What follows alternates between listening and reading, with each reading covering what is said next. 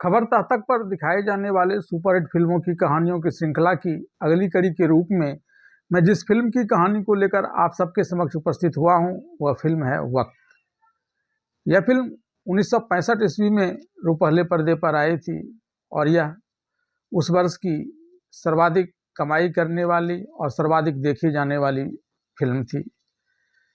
यह एक multi starrer film थी जिसका निर्देशन यश चोपड़ा ने किया था और इस फिल्म में मुख्य भूमिका राजकुमार, सुनील दत्त, शशि कपूर, साधना और शर्मिला टैगोर ने निभाई थी, जबकि विलन की भूमिका में थे रहमान। वहीं इस फिल्म में बलराज साहनी, लीला चिटनिस आदि कलाकारों ने सहायक कलाकार की भूमिका निभाई थी।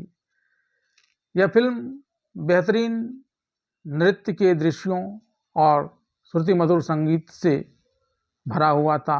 इस फिल्म के संगीत निर्देशक थे रवि और फिल्म के गानों को स्वरबद्ध किया था मन्ना डे, महेंद्र कपूर, मोहम्मद रफ़ी और आशा भोसले ने।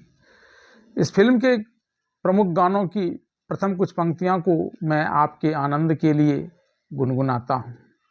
ए मेरी जोहरा जबी तुझे मालूम नहीं, तू अभी तक है हंसी और मैं जवान, तुझ पे कुर्बान मेरी जान मेरी जान, ओ मेरी जोहरा जबी।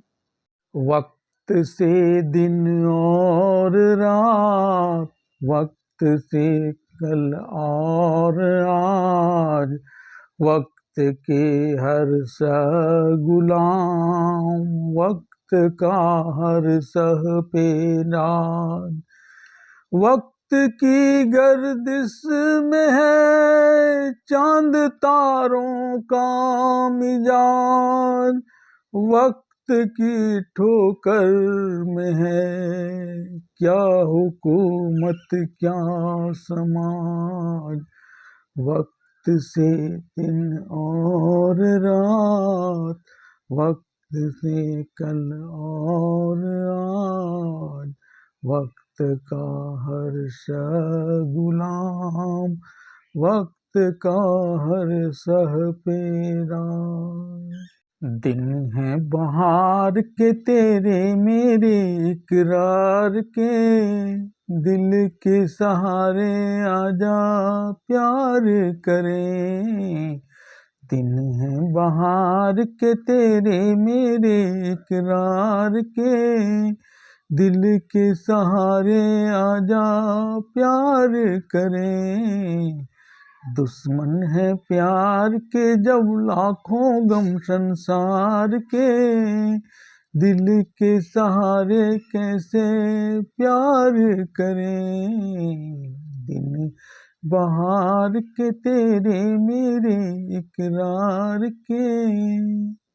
हम जब सिमट के आपकी बाहों में आ गए, लाखों हसीन ख्वाब निगाहों में छा गए,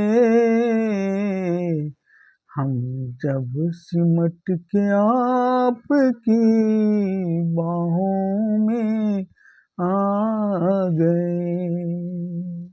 कौन आया कि निगाहों में चमक जाग उठी, दिल के सोए हुए तारों में खनक जाग उठी, कौन आया कि निगाहों में चमक जाग उठी, दिल के सोए हुए तारों में खनक जाग उठी, कौन आया। तो आइए जानते हैं क्या है फिल्म वक्त की पूरी कहानी। फिल्म वक्त की कहानी की शुरुआत लाला केदारनाथ नामक एक धनी व्यवसायी, जिसकी भूमिका बलराज साहनी ने निभाई है, के घर में मनाई जा रहे उसके तीनों बच्चों के वर्षगांठ के दृश्य से होती है। उनके तीनों बच्चे राजू, बबलू और मुन्ना, जिसके बड़े होने पर भूमिका क्रमशः राजकुमार, सुनील दत्त और शशि कपूर ने निभाई है, का जन्मदिन एक ही तिथि को पड़ता है। उसकी पत्नी का नाम लक्ष्मी है, जिसकी भूमिका अचला सचदेव ने निभाई है। काफ़ी धूमधाम से मनाई जा रहे इस जन्मदिन कार्यक्रम के दौरान लाला केदारनाथ का एक दोस्त उसके एक ज्योतिषी को लेकर वहाँ आ जाता है। ज्योतिषी लोगों के जीवन में वक्त यानी समय को बहुत अहमियत देता है, लेकिन लाला केदारनाथ इसे अपने तर्कों से खुद का उदाहरण देते हुए काट देता है तथा मेहनत और बुद्धि को बड़ा बताता है। वह अपने सभी बेटों को खुद से भी बड़ा और सफल बनाने की बात करता है। ज्योतिषी और सारे हित बांधवों के चले जाने के बाद उस रात उस शहर में भयानक भूकंप आता है, जिससे पूरा शहर तबाह हो जाता है। लाला केदारनाथ का भी घर, दुकान, सब कुछ ध्वस्त हो जाता है। खुद लाला केदारनाथ के ऊपर एक पिलर के गिर जाने से वह बेहोश हो जाता है।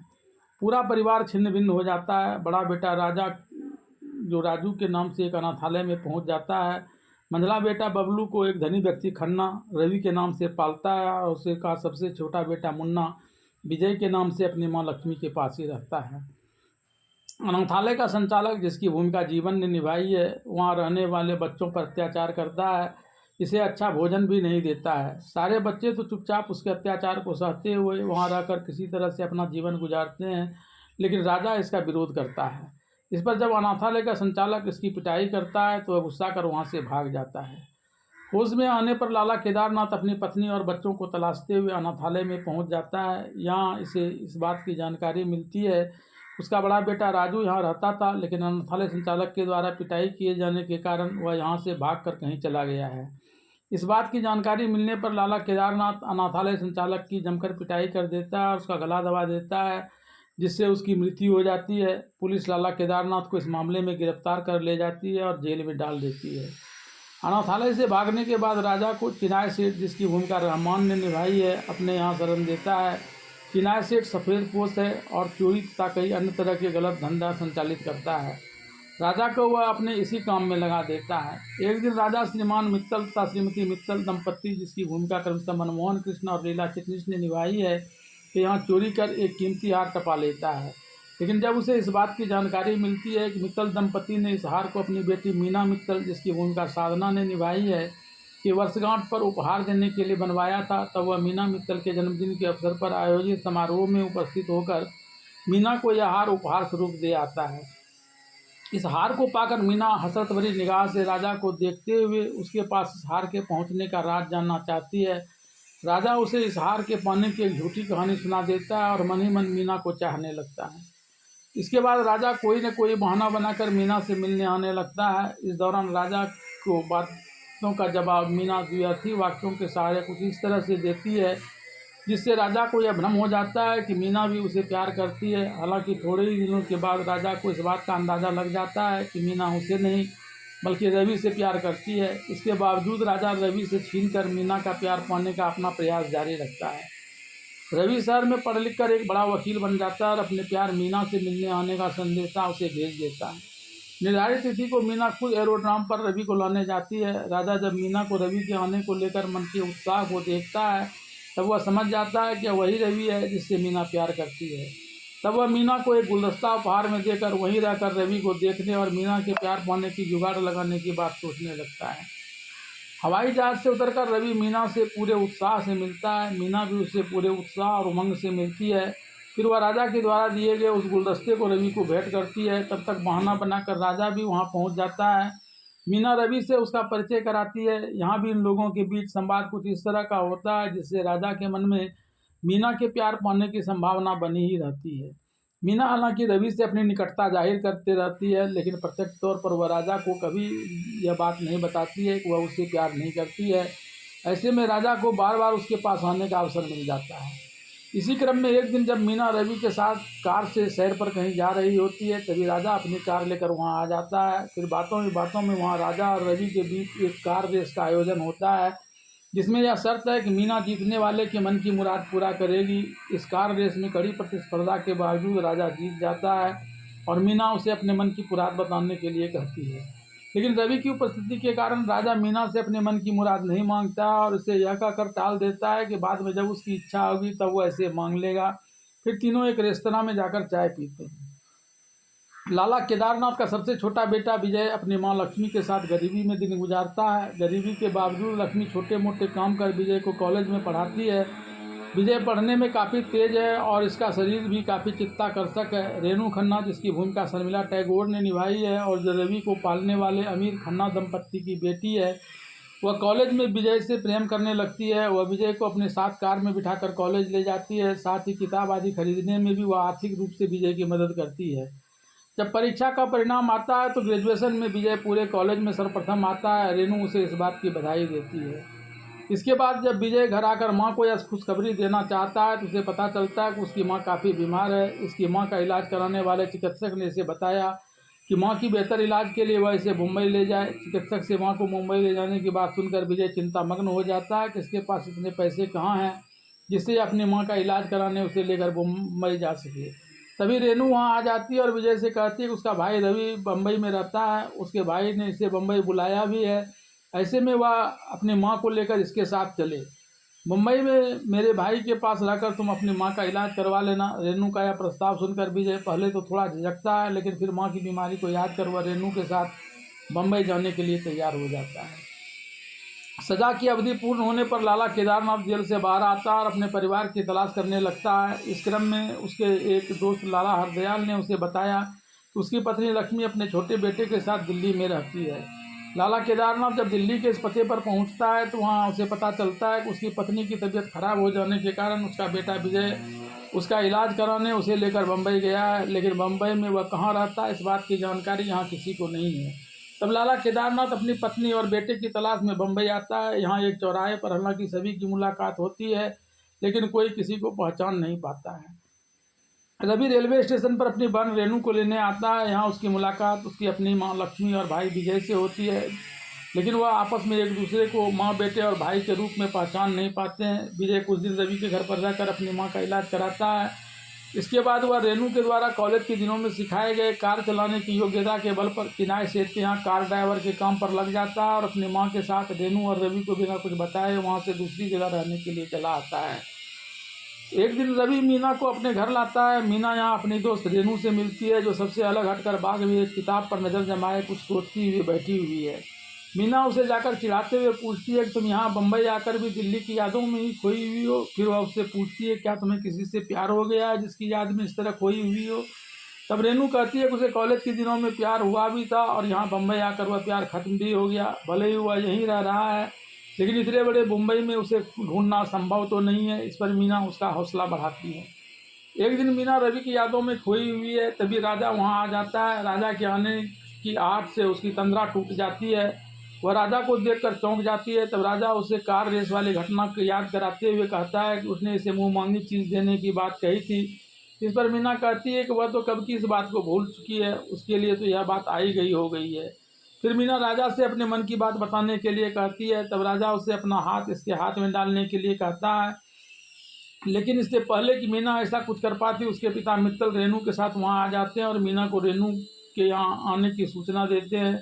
तब मीना रेणु के साथ आकर बैडमिंटन खेलने लगती है। मित्तल राजा को अपने साथ ले जाकर बिलियर्ड्स खेलने लगता है। यहाँ राजा मित्तल से उसकी बेटी मीना से शादी करने की बात करना चाहता है, लेकिन वह ऐसा कर नहीं पाता है। एक कीमती हीरा के हार चुराने का विचार मन में आने पर चिनाय सेठ राजा को ढूंढता हुआ मीना के घर आ जाता है और बिलियर्ड्स खेल रहे उसके पिता मित्तल और राजा के पास चला आता है।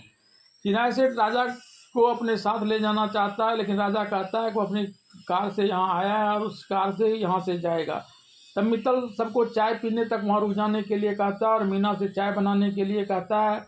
मीना रेणु के साथ वहाँ आती है और रेणु के अपने घर जाने की बात बताती है। तब चिनाय सेठ रेणु से उसकी गाड़ी में बैठकर चले जाने के लिए कहते हुए खुद राजा की कार में बैठकर जाने की बात बताता है। रेणु जब चिनाय सेठ की कार में बैठकर अपना घर जा रही होती है तो उस कार के ड्राइवर के रूप में विजय को कार चलाते हुए देखती है।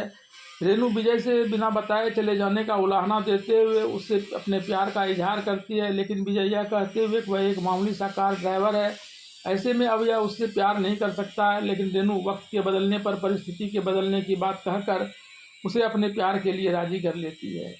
चिनाय सेठ राजा से हीरे की एक हार चुराने की बात बताते हुए करता है कि कल एक महारानी हीरा की यह हार पहनकर बम्बई आने वाली है, वह इस हार को चुरा कर इसे ला कर दे दे। राजा चिनाय सेठ की इस बात को मानने से इनकार कर देता है। चिनाय सेठ राजा में आए इस परिवर्तन से काफ़ी नाखुश है। वह राजा को समझाते हुए कहता है कि मीना का परिवार काफ़ी नामी गिनामी और धनी है, जबकि तुम्हारा कोई अता पता नहीं है। और न ही तुम ढंग का कोई धंधा करते हो। वह जज की बेटी है और तुम एक चोर हो। जरा सोचो, अगर उसे इस बात की जानकारी मिलेगी तो तुम्हारा क्या होगा। इस पर राजा चिनाई सेठ से पूछता है कि लेकिन उसका यह भेद खोलेगा कौन। फिर वह चिनाई सेठ को यह धमकी देते हुए कि जिसके घर शीशा के बने हुए हों वो दूसरे के घर पर पत्थर नहीं फेंका करते, वहाँ से चला जाता है। रवि और मीना आपस में प्यार करते हुए खूब मस्ती करते हैं, जगह जगह जाकर प्राकृतिक सुषमा का लुत्फ उठाते हैं। एक दिन स्विमिंग पूल में स्नान करने के बाद रवि मीना से शादी करने की बात करता है। इस पर मीना कहती है उसे इसके साथ शादी करने के लिए रोक कौन रहा है। तब रवि मीना से कहता है कि इस बारे में अपने पिता से बात करे। इस पर मीना रवि से ही उसके पिता मित्तल से बात करने के लिए कहती है। मीना से प्यार पाने की तलाश में राजा वहीं आसपास घूम रहा होता है और इन दोनों की सारी बात को सुनकर कुछ सोचते हुए वहाँ से चला जाता है।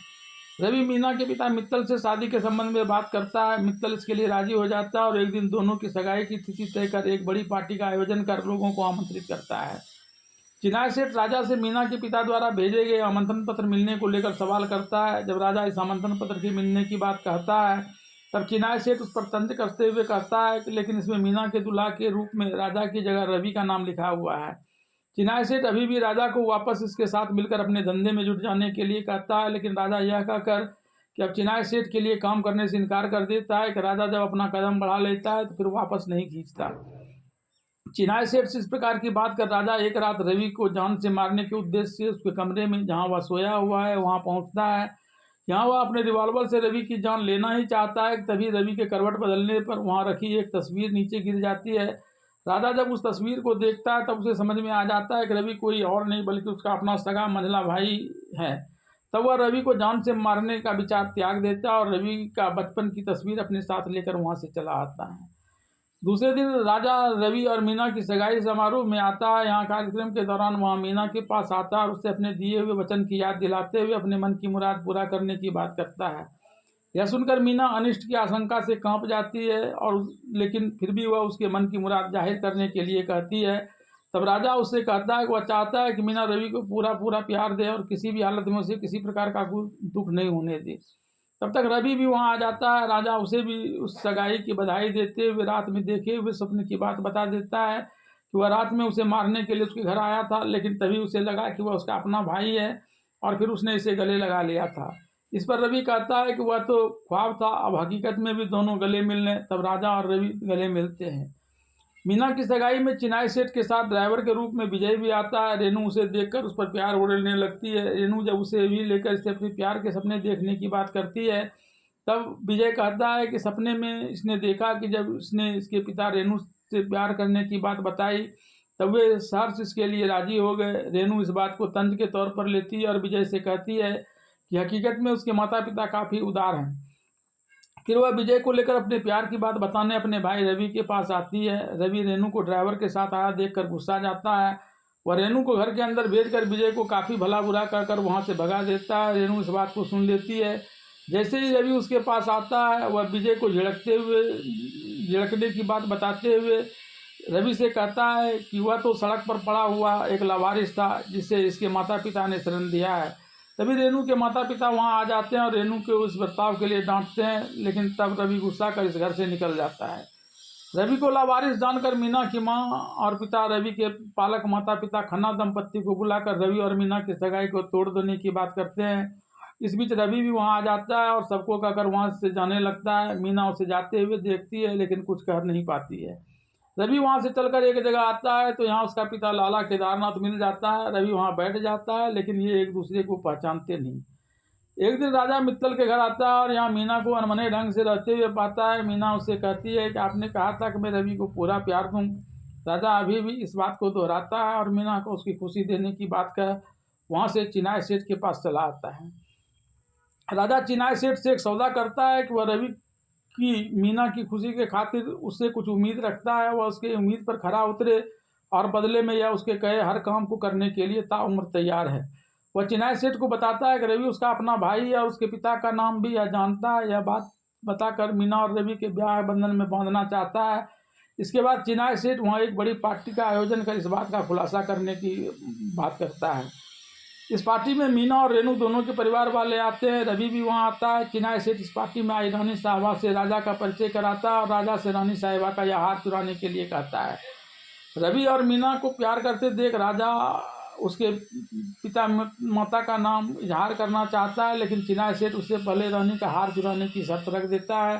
राजा रानी साहिबा की हार चुराने का तिक्रम लगाता है और उसमें वह सफल भी हो जाता है, लेकिन तभी चिनाई सेठ का एक वफादार नशा में मीना से गलत हरकत करने लगता है। तब राजा महारानी का हार चुराने की जगह उससे भिड़ जाता है और लोग इस झगड़ा को छुड़ाते हैं। इसके बाद पार्टी समाप्त हो जाती है और राजा हार नहीं चुरा पाने के कारण रवि के माता पिता का नाम नहीं बता पाता है। तभी रवि उसके पास आता है और कहता है कि दोस्त हो तो ऐसा जिसने इसके प्यार को एक बार फिर से मिला दिया।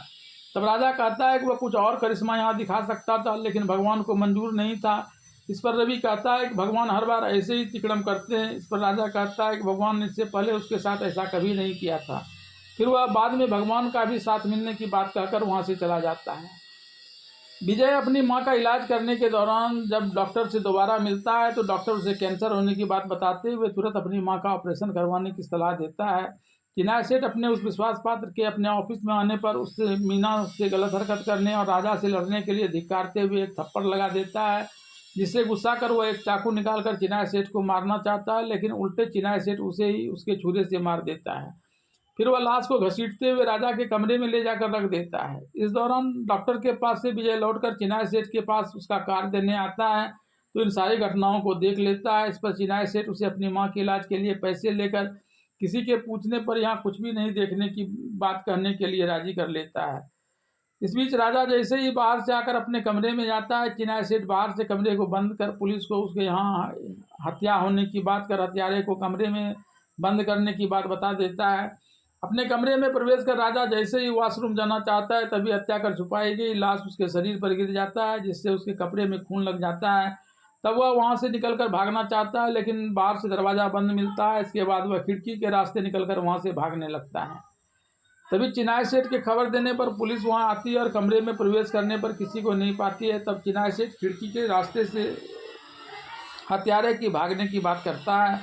तब पुलिस राजा को पीछा करने लगती है। इस बीच सामने से आ रहा राजा का पिता लाला केदारनाथ उसे पकड़कर पुलिस के हवाले कर देता है। पुलिस उसे जेल में डाल देती है। जेल में मीना उससे मिलने आती है और उसे एक अच्छा वकील रखने की बात करती है। तब राजा रवि को ही अपना वकील बनाने की बात करता है। तब तक रवि भी वहाँ आ जाता है और राजा को एक अच्छा वकील रखने की सलाह देता है, लेकिन राजा उसे ही अपना वकील बनाने के लिए तैयार कर लेता है।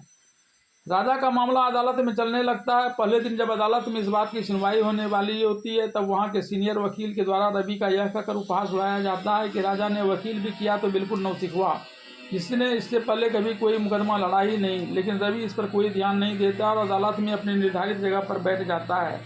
सुनवाई के दौरान जज पहले सरकारी वकील को अभियुक्त का दोष सिद्ध करने के संबंध में दलील देने के लिए कहता है। सरकारी वकील को चिनाई सेठ ने पैसा देकर अपने पक्ष में कर लिया है, इसलिए वह हर हालत में राजा को दोषी सिद्ध करने का प्रयास करता है। इस संबंध में वह 3 गवाह पहले पेश करता है। इन तीनों ही गवाहों ने जो राजा और मृतक के बीच कुछ दिन पूर्व हुए लड़ाई के दौरान घटनास्थल पर मौजूद होने की बात बता रहे थे। राजा के द्वारा मृतक को जान से मारने की धमकी के संबंध में अलग अलग बातें कही। इसके बाद जब रवि के बोलने की बारी आई तो रवि ने इन तीनों के द्वारा लगाए गए आरोप को यह कहकर खंडित कर दिया कि ये तीनों राजा के द्वारा मृतक को दी गई धमकी को लेकर एकमत नहीं है, लिहाजा इनका बयान झूठा है। रवि के द्वारा राजा को दोषी सिद्ध करने के अपने प्रयास के इस प्रकार से निष्फल हो जाने पर सरकारी वकील विजय को कटघरे में गवाह के तौर पर बुलाता है। वह इसे चश्मदीद गवाह बताते हुए उसके राजा द्वारा मृतक की हत्या करने के दौरान घटनास्थल पर मौजूद रहने की बात बताता है। विजय को चिनाई सेठ ने उसकी मां के इलाज के लिए पैसे दिए थे, इसलिए वह राजा के द्वारा हत्या की अंजाम दिए जाने की घटना को अपने आंखों से देखने की बात बताता है। वह यह बताता है कि राजा मृतक की हत्या करने के बाद उसके शव को घसीटकर अपने कमरे में ले जाकर एक अलमारी में बंद कर रहा था। इसके बाद अदालत की उस दिन की कार्यवाही समाप्त हो जाती है। अदालत में विजय के द्वारा राजा को इस प्रकार से दोषी सिद्ध करते देख मीना विजय की मां के पास आकर उसे बताती है कि विजय तुम्हारी जान बचाने के खातिर गलत ढंग से एक दूसरे व्यक्ति को जान लेने पर उतारू है, जिसकी मां का कोई ठिकाना नहीं। इसके बाद जब विजय अपनी मां के पास जाकर उसे ऑपरेशन के लिए तैयार होने की बात करता है तब उसकी मां पैसे की व्यवस्था का सवाल खड़ा कर देती है। विजय जब उसे पैसा दिखाता है तब मीना की कई बातों का स्मरण कर वह विजय से पूछती है कि इतने पैसे तुम्हारे पास कहाँ से आए। इस पर विजय चिनाई सेठ से उधार पैसे लेने की बात बताता है और कहता है कि वह अपने वेतन से इसे थोड़ा थोड़ा कर चुका देगा। इस पर उसकी मां उसे अदालत में सच बोलने की शर्त लगाते हुए कहती है अगर तुमने गलत आरोप लगाकर किसी को फांसी के फंदे तक पहुंचाया तो ऑपरेशन करवा कर भी इसका जीना बेकार हो जाएगा।